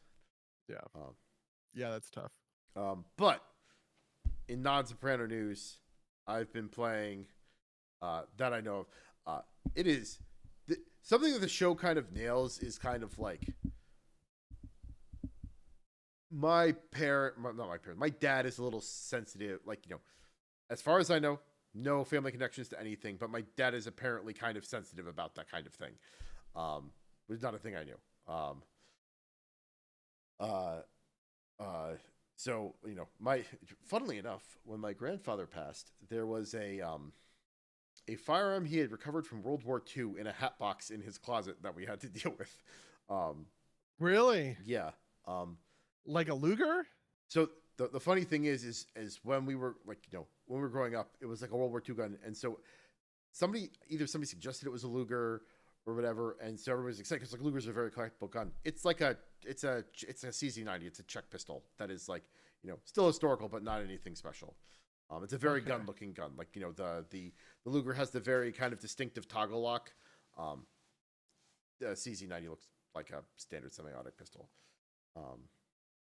Yeah, the Luger just has like a really, I don't know, like iconic look to it because the handle is so big compared to the barrel. Well, no, it's got the essentially an uncharted barrel, but the most iconic part is the toggle lock, right? That wheel piece, that like that's the resetting mechanism. And it's very classic looking, yeah. It's very collectible, right? Like it is so that's something that could be worth a fair amount of money. Unfortunately for us, it was not a particularly collectible firearm. Unfortunately for you, your grandfather had bad taste. I mean, okay. I mean, at least it wasn't a landmine in a hat box. Yeah. I did know somebody who had a live grenade. They had a live frag grenade. Well, maybe it wasn't live because it was from like 2 or something. Like, oh, the frag grenade and the pin is still in it, and don't do whatever, But like, I don't know, maybe the charger or whatever it is probably wouldn't work. And this was the 90s. Yeah. But it's not. I mean, I don't think my grandfather had a particular choice. I mean, my grandfather was like in France as like an X-ray tech. I think he picked up a thing that he found, right? Like, I don't think he had to choose the Luger. Oh, but your grandfather was an X-ray tech? Yes. Wow. Yeah. So this is a funny thing. It's when we were at Hopkins, there was a night where I guess you were there. Some of us were talking about like what our grandfathers did during the war. My paternal grandfather was an X-ray tech. I think his parents paid for him to be an X-ray tech so he could avoid the front lines. My maternal grandfather was a car mechanic by trade, so he was an airplane mechanic, and he never left the States. My roommate, his grandfather was like a teen, and he was grandson, or he's a Belgian baron. No, he's son of a no, his grandfather was a teen and was like a Belgian baron, and like threw a rock at a Nazi on a golf course, and so spent the war in prison. One of our other friends talked about how like his grandfather also similarly avoided the front line. I was like, I wonder if there's like a correlation about like people that are like at these more, because we went to Johns Hopkins, right? People who are at like these upper tier universities, if like their parents, like their ancestors in the war managed to avoid frontline combat, if there's like some correlation between that, because it seemed to be like true for a lot of the people in the room. I mean, both of my maternal grandfather was a fighter pilot in the Pacific, so he was on like one of the aircraft, but he missed basically all of the big campaigns like Guadalcanal and like Midway and stuff like that. And then my paternal grandfather was a code breaker in India, actually, which was because he was a linguist. This was he was the professor, and so he was a code breaker breaking Japanese like code transmissions and stuff like that, and he never talked about any of it. And which we all think is actually that he was intercepting the transmissions from these kind of horrific war crimes units in Japan. Because in China, the Japanese army committed truly insane, like some of the most heinous war crimes known to man, right? And so he was in sort of the northeastern section of India doing these code breakings for southeastern China.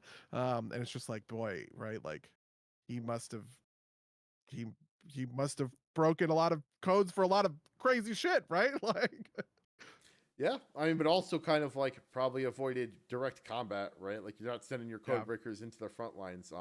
Apparently my grandfather was like on the boat to the Pacific and like thought he was never coming home when they dropped the bomb, right? Like, yeah. Whoa. Yeah. Syrians, it's my maternal great grandfather was an officer in the Japanese Imperial Army. Arai says my grandfather was a Nazi. I don't know if that's true or not, but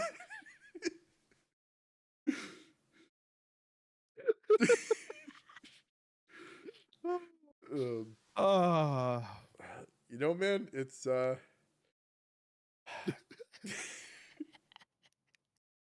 wild stuff. Yeah, to divert to something a little bit more pleasant is, what the Americans did for code during the war is they had Navajo people talk to each other in Navajo, which is like, it's obvious when you think about it, but it's like, it must have been crazy. It's like, people trying to break these codes, just like a different language, just like had no presence on the other side of the world. That was so awesome. Like, I'm also Austrian and Italian. I am sure I can find two more war crime Listen, Sarian.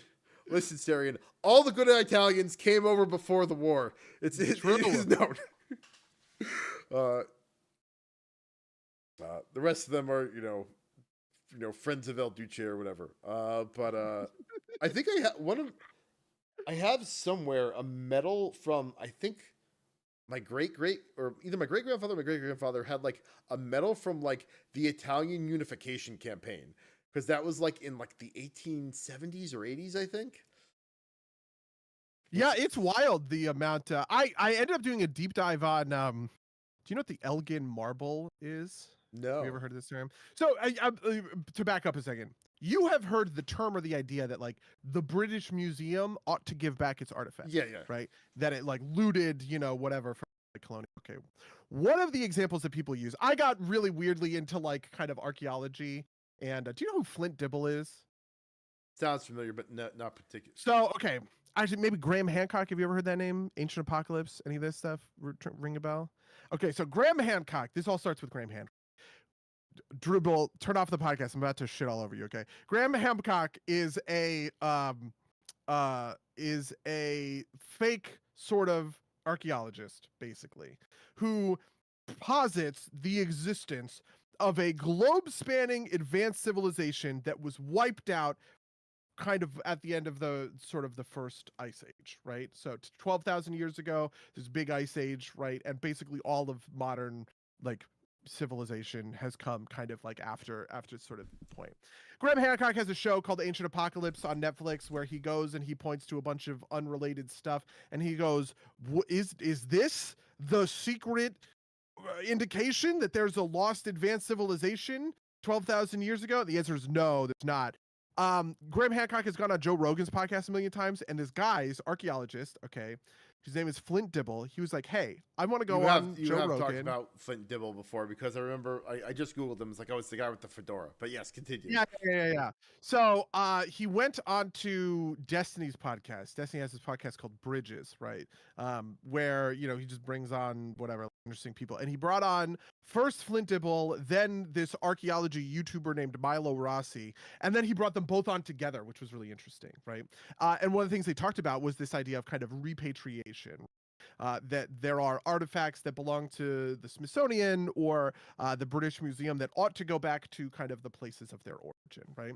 And somebody pointed out that the place of origin for the Parthenon marbles, which is the Elgin marbles, which are these beautiful marble sort of mosaics that are displayed in the British Museum, those were given to the British by this British guy, Lord Elgin, which is the guy Elgin marbles, right? They're given to the British by the Ottoman Empire, right, in the 1800s, because that's when the Ottomans were still around, and the Greek state did not exist. Greece was under the control of the Ottoman Empire. And so there's this other archaeologist who kind of went deep into the weird political ramifications of like, yeah, repatriation kind of makes a certain amount of sense in certain contexts. Maybe you could like make a good case for it, right? But like, there was no Greece. There was no concept of Greece. Even the concept of nationalism hadn't quite existed in the early 1800s when this whole thing happened, right? When the Ottomans basically said, hey, you can take these marbles from the Parthenon and bring them back to London, right? And even at that time, you know, the Parthenon there really wasn't all that much in terms of true kind of like what we would think of as modern archaeology, right? The Parthenon was being used as a military force because it's just a big hill, right? And on top of the hill is the Parthenon, and you can just put a bunch of cannons up there and shoot these cannons, right? So like, even then, even though the Parthenon is sort of like the Acropolis of the Parthenon has sort of remained however many like thousands of years later, right? Like there kind of was no crime committed. Even if I were to tell you in a colloquial sense, oh, the British Museum has these Greek marbles that were pried off of the walls of the Parthenon, and the Greeks ought to get that back. That's like actually a very like modern sort of conception of some of this stuff, which I thought was actually like, it was just a wild thing for me to think about in the world. And I was like, oh my God, yeah, you're kind of right. At that time, there was no Germany. This was even before Prussia, right? There was no Italy, right? This was before the unification of Italy, right? There was no Greece. There was no like nation state of sort of Greece. And all of those things are these modern, I guess you'd say, sort of like modern conceptions for what we think of as I don't know what we think of as. Yeah, no, I mean, and like to your point, right? Like, there's like maybe a sense that like the current Greek state is the inheritor of like the ancient Greek state, right? But like in some senses, right? Like the modern Egyptian state is very culturally different, like than the ancient Egyptian state, right? Yeah. Like, there's huge arguments about that. One of the things is about Cleopatra. So Cleopatra probably wasn't black. This is like a controversial thing or whatever. Sure. There was a Netflix show. It got wrapped up in kind of culture war bullshit. But basically, during the time that Cleopatra ruled in sort of the Mediterranean, basically everybody in the Mediterranean looked kind of the same. Right. And they all basically kind of looked like super olive skinned sort of Italian, right? Like what you might think of actually like kind of like Spanish is also a little bit of this, right? Like that is the archetype, right? Like, you know. Yeah, exactly, right? And people think of North Africa as being different, but at the time, all of this was just Mediterranean, right? People in Carthage looked like people in Rome, looked like people in Greece, looked like people my understanding is that like, you know, a lot of, you know, but for like a couple of features, a lot of like, you know, Middle Eastern, North African people also kind of like have this similar complexion, right? Like you could probably like draw out some distinctions, but yeah. Syrian's running away. He's afraid of a controversial. Yeah, you're afraid of our conversation. Yeah, I understand. Listen, you're afraid of the woke mafia. Okay, are coming to get you. Okay. Yeah. So I don't know. This stuff I am finding very. I really like the debunking of it is fun, right? Like these fake archaeological things where when you just look into them, there are very simple explanations that nobody has ever really considered before. One of the reasons that Graham Hancock is certainly wrong about the presence of like an advanced civilization during the Ice Age is that we have tons of archaeological evidence of stuff in that Ice Age, like hunter-gatherer, stone tools, right? Like flint axes, stuff like that, right? Where if we had a globe-spanning civilization, where are the ships? Like, where are the shipwrecks, right? In Atlantis, obviously.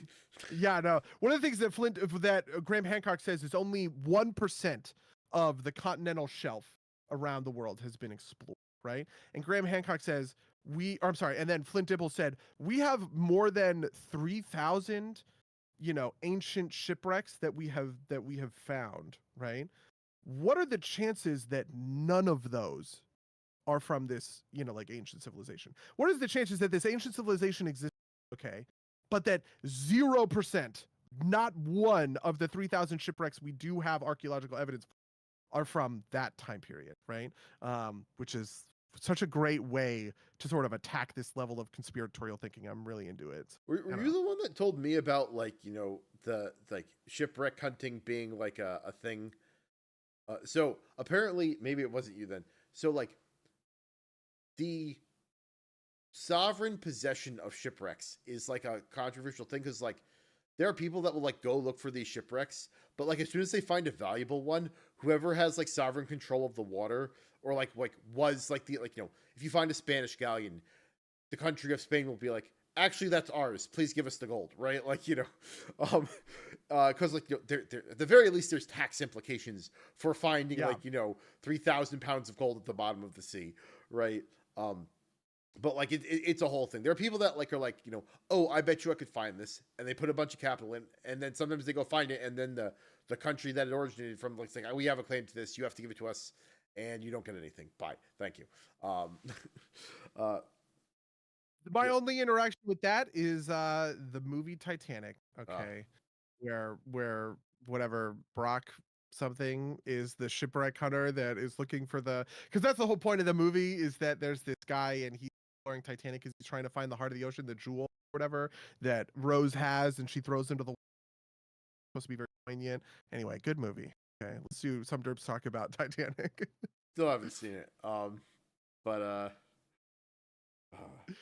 how different would your life be if you watched Titanic at 8 years old like me? Okay, you could have been this Mango. Sure, I guess. I think I would posit that there was more between me and you, but for an 8-year-old watching, viewing. Yeah, 100%.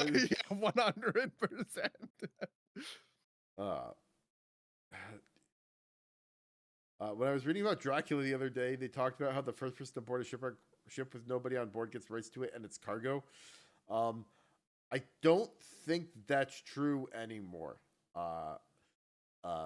Oh no, you know what there is I think for things that are floating, there's a right there. There's like a salvage right there.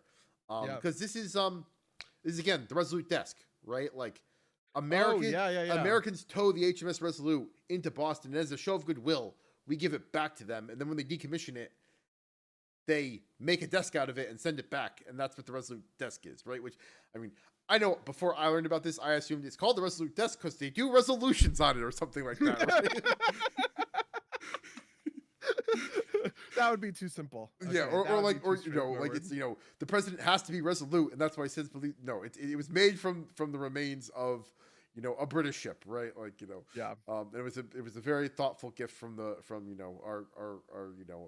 our estranged and refriended father, I guess, in that way. Yep. All right. Besides archaeology, history,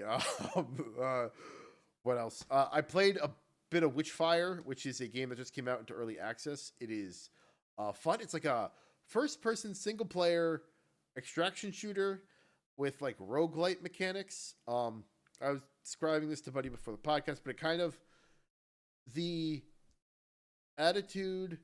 Are you asking your partner why the apartment smells like it's burning? Do you need to figure this out? Do we need? Did you put something? You didn't put anything in like the kitchen, right? Sorry, I tried not to derail the podcast with this. I typed it in the chat, but I was like, do I need to go check?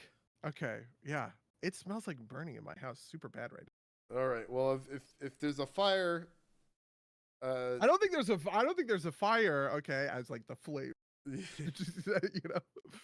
Listen, we could be in Western, what is it, North Carolina right now, like super destroyed by the hurricane. Like my fiance's grandparents were in Waynesville, and like they got out yesterday morning. Yeah. Oh my God. Yeah. No, it was scary, right? Like they my fiance's parents, their kids lost contact with them because their cell service was out and they lost power for like maybe 12-ish hours, but they got out, they were fine. They're back in Florida now. Yeah, but you know, it was wild, right? Like, I saw some pictures. Like, my fiance's parents vacation there in the summer, and I was there last summer, and the pictures of places I had been just like under 3 feet of water. It's fucking nuts. Yeah, my sister went to school in Asheville, so yeah, that is crazy stuff. Okay, Yeah. crazy. But you know, if there's a fire in your apartment building, don't feel obligated to stay, I guess. Listen, I'm gonna finish out this podcast. Okay. Okay. That's the yeah. Well, Anyway, maybe it's because I said interrupted you. witchfire. You said witchfire. That's why. Yeah. It's now I have the tingle of burning. It is it's like it's not quite as slow as what's the name of this? There's another extraction shooter, Hunt Showdown. It's not quite as slow as Hunt Showdown, but it's like, you know, that kind of time period, and you've got some magic, and you're fighting witches, and it's a fun time. You know, it's zip zopping around. Like, you got some dodging, and the conceit is that basically it's like the Pope versus witches, and you're like one of the Pope's agents, and you have some supernatural powers that lets you cast spells and like fight the witches real good. And it kind of has the same feeling as Dark Souls. And I know this is kind of a trite comparison, but you know, you fight for a while, and then if you die, you lose all of your witch fire, which is the equivalent of souls. You drop it on the ground essentially, and you have to go back and get it. But it's not as methodical as, you know, it's a shooter, so it's not as methodical as Dark Souls, and so it's in my opinion a little bit easier to die. But you have the same kind of like, all right, I'm at a point where I have enough stuff and I want to keep it, so I need to get out of here, right? And you know, you back out and you run to a portal and you jump in. And I've had fun with it. I think I'm gonna put it on a shelf until the full release comes out, but it's a ton of fun. And since where did you hear about it? I feel like it has been like somewhere on my radar for a while, and then it popped up on like the Steam, because I've had Steam open to play Deadlock for a while. It like popped up on my homepage. I'm like, oh, that game. And I figured I'd give it I check it out. It was like, you know, some minor percentage off, because that's how you get attention in the first, you know, 10 days of a game, is you put it 10% off or whatever. The other thing I did is I dipped my toes just barely into the new Crusader Kings expansion, Roads to Power. Seems very cool. Big features are administrative governments, primarily for the Byzantine Empire, and then landless adventures as a playstyle. I have played a little bit of the Byzantine stuff, but not much of it. I managed to pick a sub enough noble that like doesn't really stand any chance of interacting with the administrative system for a while. So I think I'm just gonna start a new game. There's a new start date, 1178. I'm gonna jump into that, pick an administrative governor, and fuck around with those systems, and then maybe try an adventure at some point. But yeah, I picked up Tiny Glade, played it for like half an hour because I thought it'd be a fun thing to mess around with. Very pretty game, very sparse tool set for the thing it claims to be, right? Like, it just kind of like build castles, and like the build area is small, and it's like, you know, like you can like build lakes and like make like little hills to put your castles on, but like I discovered that you can't put a lake on top of the hill. If you try and put the lake on the hill, it will drop all the way down to like the ground level. It's like, oh, well, this is a little disappointing. Maybe it'll have more features. Not too mad about it because it was like $13, right? It's very pretty. If I really wanted to make like, you know, an in or something for a D&D game, take a screenshot, there'd be worse ways to do it. What else? Otherwise, I've been playing Deadlock and WoW mostly. We played some Deadlock on Saturday. I had a good time with that. You know, me in front of the cast chuckler. Yeah. How did you enjoy that Deadlock play session? I quite liked playing Kelvin. Kelvin is sort of the May equivalent, right? Like, he's an ice guy, but he has this ice beam, and maybe it's just because I fucking suck at this game, okay? But the ice beam seemed very good. I was also quite good on 7. We played one game where I played as 7 where I did good. Then we played one game where I played as McInnes where I did not do great, and then a game where I did played as Kelvin. I don't know. The stun from 7 is pretty nutty. I watched a couple of people play 7 and they were way better than me, which sort of sucks, but you know, it is what Yeah, it's a matter of learning it. Also, like, yeah. It's one of those things where, like, I'm sure once you get to a higher level, people, like, the stun on 7 is good until you get debuff remover and you just cancel it, right? Yeah. Like, but that's got a cooldown, right? Like, the one of the more popular builds for Bebop right now is double bomb, and it's very powerful. But like, whenever I face Bebop doing that, I go and I buy debuff remover because it cancels. Like, you wait for him to put the bombs on you. Apparently, the counterplay for that, because I read a guide on how to do it, is if they start buying debuff remover, you just put the bombs on yourself and you just dive in, and and you explode on them, which is like a very cool play. But yeah, I think that's basically sum total of my week. So I wrap it up. It's been almost 2 hours. Sure. All right. One last note for the people at home. I am experimenting with an AI editing program to primarily to make the show sound cleaner, because I just run it through a set of filters normally. Let me know if you hear any weird stuff. This only applies to the version released on SoundCloud. I just released the YouTube version as is, so you get all the hairy warts and what all from it. But with that, I'm going to say, if you want to email us about any of the things you talked about on the podcast, you can email us at derpsplaygames@gmail.com or podcast@derpsplaygames.com. You can follow us on twitch.tv/SomeDerpsPlayGames or youtube.com/@SomeDerpsPlayGames, where these podcasts go out live. Rate, review us on iTunes, wherever you find podcasts. All the links to everything are down in the description. We have a Patreon.